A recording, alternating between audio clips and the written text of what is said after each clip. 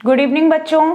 जैसे कि आप सबसे कहा था कि मैं क्लासेस ले रही हूँ, ऑनलाइन क्लासेस, और ऑनलाइन क्लासेस के साथ साथ मैं थोड़े रिकॉर्डेड क्लासेस भी डालूंगी। तो मैं आपको यही इतिहास की कुछ रिकॉर्डेड क्लासेस डालूंगी, क्लासेस लेती रहूंगी, आपको पता चलता रहेगा। संडे को भी कुछ क्लासेस के लिए मैसेज आया कि संडे को भी मैम क्लासेस ले लिया करो, आप क्लासेस ले लिया करो। तो मैं डेली क्लासेस डाल दूंगी, क्योंकि हमें 1.5 महीने में कोर्स पूरा करना है। तो उसके अकॉर्डिंग तो हम अपनी क्लास स्टार्ट कर रहे हैं। मैं अभी आपको एसएसटी पढ़ा रही हूँ। क्या पढ़ा रही हूँ? एसएसटी, यानी कि इतिहास। सबसे पहले इतिहास के बारे में। और मैं यहाँ पे आपको बता दूं, जो मैं आपको पढ़ा रही हूँ उससे आपकी 2 सब्जेक्ट कंप्लीट हो जाएंगे। श्रेष्ठा योजना में ये काम आएगा, एनएमएमएस की परीक्षा में काम आएगा, सामाजिक अध्ययन जो जनरल नॉलेज भी आपका कंप्लीट होगा, यानी कि एसएसटी यानी सामाजिक अध्ययन तो कंप्लीट होगा ही होगा, साथ ही उसके साथ साथ आपका जनरल नॉलेज वाला टॉपिक जो है वो भी कंप्लीट होगा। तो बच्चों इसका मतलब आपका 2 टॉपिक्स ना कवर करने के लिए हैं। वो तो सारी चीजें हैं कि नदियां किधर हैं, पहाड़ किधर हैं, वो तो हम भूगोल वाले टॉपिक को पढ़ेंगे जब आपको और अच्छे से समझ में आ जाएगा। बट हम यहाँ पे इतिहास को स्टार्ट कर देते हैं। इससे पहले भी मैंने क्लास ली है, कंप्यूटर के उसमें ली थी क्लास, तो कई बच्चों को वो समझ में नहीं आई थी, तो इसलिए मैं यहाँ ले रही हूँ। और थोड़ा सा कुछ बच्चे बोलते हैं कि मैडम थोड़ा धीरे धीरे समझाओ, तो मैं यहाँ धीरे धीरे ही समझाऊंगी, पर अच्छे तरीके से समझाने की कोशिश करूंगी ताकि आपको अच्छे से समझ में आए। तो पहला टॉपिक जो हम स्टार्ट कर रहे हैं बच्चों, वो थोड़ी सी थीम से स्टार्ट करें कि इतिहास होता क्या है। थोड़ा आपको यही चीजें समझनी है इतिहास के बारे में। तो देखो, सबसे पहले जो इतिहास है, यानी कि इतिहास के बारे में लिखना, कि भाई इतिहास लिखना चाहिए। इतिहास के जनक जिसे बोला जाता है, तो वो जो जनक थे, इतिहास के जो जनक हैं वो हेरोडोटस हैं। कौन है? हेरोडोटस। हेरोडोटस। और ये जो हेरोडोटस जो हैं, इन्होंने अपनी हिस्टोरिका करके किताब लिखी थी, अपनी हिस्टोरिका, और उस किताब में इतिहास के बारे में उन्होंने बताया। ऐसे भारत के बारे में भी उन्होंने बताया है। तो हिस्टोरिक, मैं यहाँ किताब का नाम लिख देती हूँ, हिस्टोरिका। तो हिस्टोरिका जो किताब है, जो उनकी बुक है लिखी हुई, हेरोडोटस ने लिखी है। इनको फादर ऑफ हिस्ट्री बोला जाता है, यानी इतिहास के ये जनक हैं। और इन्होंने अपनी जो किताब लिखी, उस किताब में बच्चों इन्होंने बताया इतिहास के बारे में, भारत के बारे में बताया। भारत जो आपके फारस वाला एरिया जो है, वो भारत और जो फारस के संबंध थे उनके बारे में उन्होंने बताया। इसमें हिस्टोरिका में इतना हमें डिटेल में नहीं पढ़ना है। मैंने पहले भी बोला है कि मैं आपको 6 to 10 तक का लेवल का पूरा कवर करूंगी, तो मैं आपको कुछ छोटी छोटी खासियत बता रही हूँ। देखो बच्चों, इतिहास तो पुराना बहुत है, पर हम जब उनके छोटे छोटे साक्ष्यों को इकट्ठा करते हैं, और जब उनको पूरा एक साक्ष्य को इकट्ठा करके और उनको संकलित करते हैं, तो हमें अपने पुराने टाइम के बारे में क्या है, एक एक करके पता लगता है। तो जैसे भारत की बात की जाए, मैं यहाँ पे इसको, यहाँ पे हेरोडोटस के और किताब का नाम याद रखना। अगर वैसे तो अभी तक कोई ऐसा क्वेश्चन आपके उसमें आया नहीं है कि हिस्टोरिका किताब के बारे में आया हो, पर लेकिन हेरोडोटस और आ जाए तो आप इसका ध्यान रखना कि इतिहास के जनक किनको बोला जाता है, हेरोडोटस। या इतिहास के बारे में जानकारी ना, किताब तो इन्हीं की रचयिता किताब जो है वो आप ध्यान रखना, हिस्टोरिका, हिस्टोरिका ऐसे, ठीक है। अब देखो, यहाँ पे आपको ध्यान रखना है कि भारत के इतिहास की बात करें हम, तो भारत का इतिहास जो है वो अंग्रेजों के टाइम पे, देखिए पहले भी लिखा आ रहा है, सब कुछ आता जा रहा है, पर लेकिन हमें अंग्रेजों के टाइम पर जो अंग्रेज जो आए, उन्होंने क्या किया भाई, इतिहास को समझने की कोशिश की। अगर भारत पे राज्य करना है, अगर किसी देश पे राज्य करना है, तो उसकी संस्कृति क्या है, उसके कल्चर क्या है, उसका पूरा इतिहास के बारे में जानना बड़ा जरूरी हो जाता है। तो उसके इतिहास को जानने की कोशिश की गई, और इसकी वजह से आज हम जो भारत का पूरा इतिहास पढ़ पाते हैं, उसकी कहीं ना कहीं देन हम अंग्रेजों को दे सकते हैं। भाई उन्होंने ये काम बहुत अच्छा किया है कि हमारी जो संस्कृति पूरा एक संकलित, हमें एक पूरा क्या है इकट्ठा, हमें एक परिचय मिल पाता है, हम देख पाते हैं, समझ पाते हैं। तो ये सारी चीज़ें उन्होंने लिखी, अपनी बुक्स में भी लिखी, कई जो साइंटिस्टों, वो जो भी इतिहासकार थे उन्होंने लिखी। पर बेटा अब मैं यहाँ पे ये भारत का इतिहास के आपको पता चल गया कि कहाँ से। अब मैं आपको इतिहास को एक एक करके समझा रही हूँ। देखो, इतिहास की बात की जाए तो हमें सबसे पहले ये ध्यान रखना है कि मोस्टली 3 हिस्सों में बांट के हम इसको पढ़ते हैं। 3 हिस्सों में, ये बांटने वाले भी यही थे कि आपके हेरोडोटस इन्होंने ही बताया, 3 एकदम भागों में बांट दिया। और ये 3 भाग मैं यहाँ पे आपको बता देती हूँ कि ये तीनों भाग जो आपको पढ़ना है, प्रागैतिहासिक काल में, प्रागैतिहासिक काल, देखिए जहां इतिहास कैसे हम समझ पाते हैं, इतिहास को समझने के लिए कोई ना कोई साक्ष्य मिलना चाहिए। क्या मिलना चाहिए? साक्ष्य।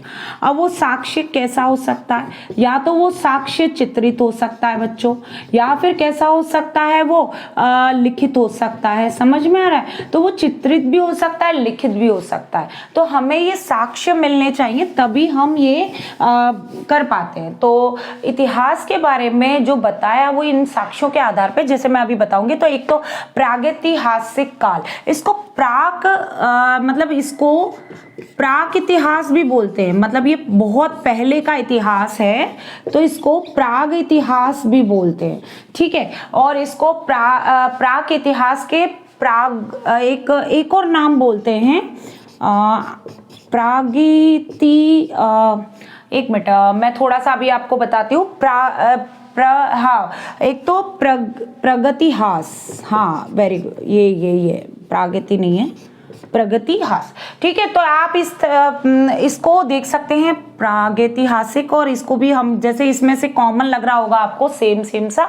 तो प्रागैतिहासिक काल, प्राक इतिहास काल या प्रगतिहास, है ना, ये काल आपको ये शब्द आए तो इसका मतलब ये पहला है, यानी बहुत पुराना इतिहास, बहुत प्राचीन, मतलब बहुत ही प्राचीन। उस समय क्या था, मैं यहाँ पे लिख देती हूँ। उस समय साक्ष्य जो थे वो लिखित साक्ष्य नहीं थे।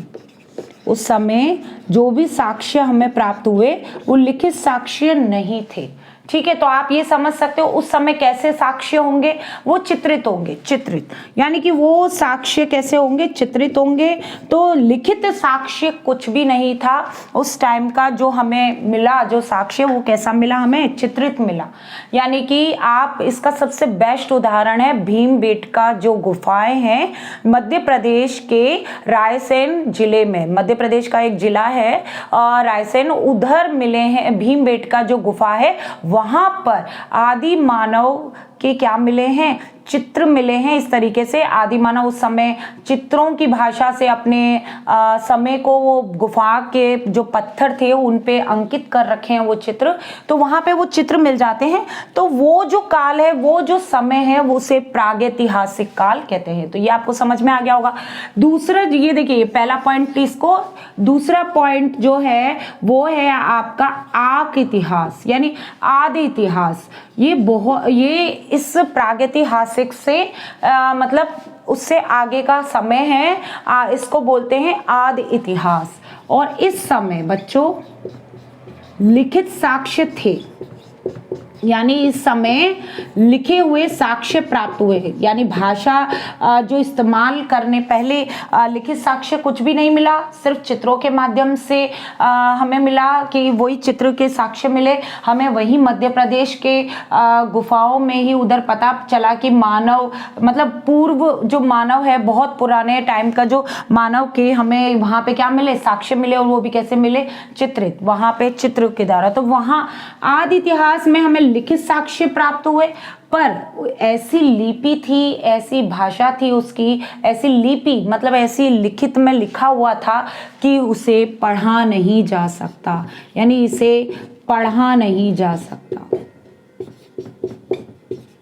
आप बताइए, आपको ये चीज समझ में आ गई होगी। यानी कि लिखित साक्ष्य तो प्राप्त हुए पर उसे पढ़ा नहीं जा सकता, यानी वो समझ में नहीं आता है। तो आप इसमें सिंधु सभ्यता के टाइम की जो भाषा है जो लिखित मिली थी उस टाइम के ये इतिहास में इसमें इंकित किया जाता है, आदि इतिहास में। थर्ड नंबर का जो है वो है हमारा प्रॉपर इतिहास।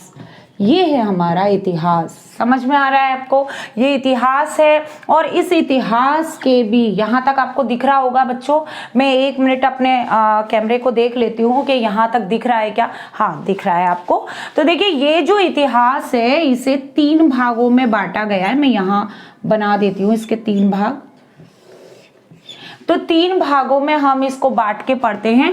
पहला जो इतिहास है उसको प्राचीन इतिहास, यानी कि आप वैदिक काल से इसको ले सकते हैं, ये वाला इतिहास, पुराना इतिहास, प्राचीन इतिहास। इसमें थोड़ा सिंधु सभ्यता के बारे में भी हम पढ़ते हैं, तो ये आदि इतिहास से रिलेटेड हो जाता है, जो हमारे प्रागैतिहासिक और कुछ इतिहास से बीच का पार्ट है ये आदि इतिहास।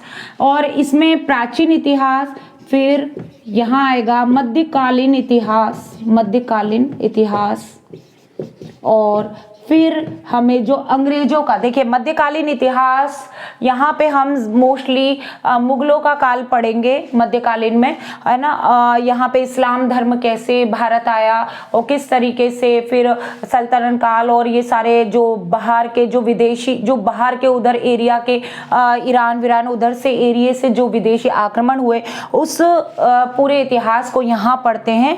और मोस्टली आप भी जानते हैं कि मुगलों ने सबसे ज़्यादा हम पे क्या है वो, मतलब सबसे ज़्यादा उन्हीं का इतिहास मिलता है, मध्यकालीन इतिहास उन्हीं का ही है, तो ये पढ़ेंगे। और आधुनिक इतिहास जिसमें हमें अंग्रेजों के बारे में हम पढ़ते हैं, आधुनिक इतिहास में किस तरीके से उन्होंने, जो यूरोपियन थे उन्होंने किस तरीके से आक्रमण किया, आक्रमण तो नहीं करे जाए, व्यापार के लिए आए थे वो, व्यापार किया और किस तरीके से व्यापार करते करते सीधे सीधे शासन तक आ गए। तो ये हम आधुनिक इतिहास में बच्चों पढ़ेंगे। तो जब मैंने आपको इतना समझाया है, मैं उम्मीद करती हूँ आपको इतना समझ में आया होगा।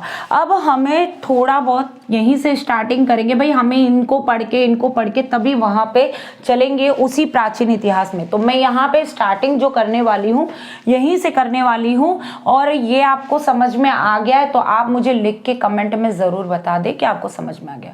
देखिए मेरी स्पीड को भी बताते जाइए कि कहीं मेरी स्पीड तो ज़्यादा तेज़ नहीं है और कहीं मुझे ऐसा लगे, क्योंकि भाई मुझे भी ऐसा लगता है कि मैं आपको टॉपिक को समझाऊं। तो बच्चों ये था, ये तो मेरे को इतिहास, पर मैंने पहले ही आपको बताया कि अब जो पढ़ाने का जो है मैं थोड़ा क्वेश्चन से पूछूंगी, तो मैं कुछ क्वेश्चन से आपको पूछना चाहती हूं। तो सबसे पहले तो आप मुझे एक क्वेश्चन का आंसर दीजिए। जो मानव है, जो मानव जो है उसको हम क्या बोलते हैं, मतलब वैज्ञानिक भाषा में क्या बोलते हैं, वैज्ञानिक अगर उसमें बोलें तो क्या बोलते हैं, यानी ज्ञानी। भाई मानव एक ज्ञानी है, ज्ञानी मानव जो है उसको हम वैज्ञानिक, उसका जो वैज्ञानिक नाम है वो बताइए आप मुझे, जल्दी से कमेंट में बता दीजिए। और साथ ही अब मुझे एक और चीज़ आपसे पूछनी है कि हम अब पढ़ेंगे यहाँ पे जो, देखिए मैं एक चीज़ और बताना चाहती हूँ कि जो इतिहास अंग्रेज़ों ने हमारा जो प्राप्त किया और उसको पढ़ने की जो कोशिश करी, तो उसके लिए उन्होंने कौन कौन से साक्ष्यों का वो किया, यहाँ मैं थोड़ा सा लिख देती हूँ कि कौन कौन से साक्ष्यों से इतिहास के बारे में उन्होंने किया। तो प्राचीन भारत, मैं यहाँ पे लिख देती हूँ, हम प्राचीन भारत के बारे में पढ़ने वाले हैं, प्राचीन भारत इतिहास। और इस भारत इतिहास के जो स्रोत हैं वो हमें कौन कौन से मिले, ये भी थोड़ा हम जान लेते हैं। तो आप बता सकते हैं प्राचीन भारत के कौन कौन से स्रोत हो सकते हैं, कुछ अनुमान लगाइए, कुछ अपनी किताबों का ही कुछ अनुमान से आप बताइए कि कौन कौन से स्रोत हो सकते हैं जिससे अंदाजा लगाया होगा। जल्दी बताइए, मुझे कमेंट में करते रहिए, जिससे क्या है थोड़ा पता चले, मैं तो बताऊंगी आपको। तो सबसे पहला जैसे मैं अभी बता रही हूँ, धर्म ग्रंथ जो थे उनसे भी पता चला इतिहास का। तो पहला स्रोत जो मैंने लिख दिया है वो बच्चों धर्म ग्रंथ थे। धर्म ग्रंथ के बाद कुछ ऐतिहासिक ग्रंथ थे, ऐतिहासिक ग्रंथ, इनसे भी क्या है, नॉलेज मिली। ऐतिहासिक ग्रंथ थे। और फिर जो विदेशी जो हमारे भारत में आए भाई, चीनी विदेशी भी आए, और कुछ आपके जैसे कि आप मेगास्थनीज हो गया, और आपके वांगसुंग, और ये क्या वांगसुंग, और ये फयान, और ये सब जो विदेशी, ये क्या थे, विदेशी यात्री। और ये विदेशी यात्रियों से भी हमें क्या मिला, इतिहास के जानकारी। तो हम ये कह सकते हैं जो विदेशियों का जो विवरण था, विदेशियों का किताबों में जो विवरण है उससे भी हमें ज्ञान होता है, भारत, प्राचीन भारत के बारे में पता चलता है। तो विदेशियों का जो बुक्स में वो लिखते थे, तो विदेशियों का विवरण, ठीक है। और 4 नेम जो है, 4 स्रोत आप कुछ बता सकते हैं कि हमें कुछ अभिलेख मिलते हैं। अभिलेख क्या होते हैं, कुछ ऐसे लिखे हुए जो पत्थरों पे लिख दिए जाते।